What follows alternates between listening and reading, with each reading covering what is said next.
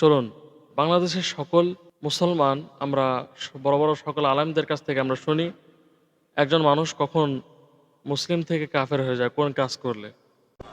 বেনামাজি কাফের, নামাজ না পড়লে কাফের কাফের।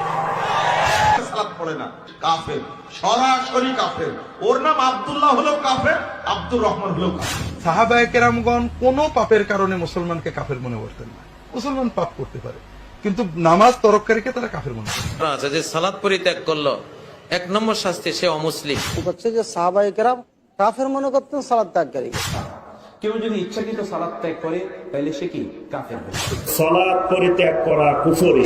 যে সালাত আদায় করে না সে কাফের। এই পয়েন্টটা ভালো করে মনে রাখবেন। কোন জায়গায় কোরআনের একটি আয়াত অথবা রাসূলুল্লাহর হাদিস দেখাতে পারবেন না যে বেনামাজি মুসলিম এই কথাটি আছে।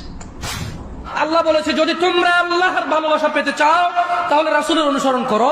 রাসূল বলছে যে নিশ্চয়ই কাফের এবং মুশরিকের মধ্যে আর আমাদের মধ্যে পার্থক্য হচ্ছে নামাজ। যে নামাজ ত্যাগ করে সে কাফের হয়ে যায়।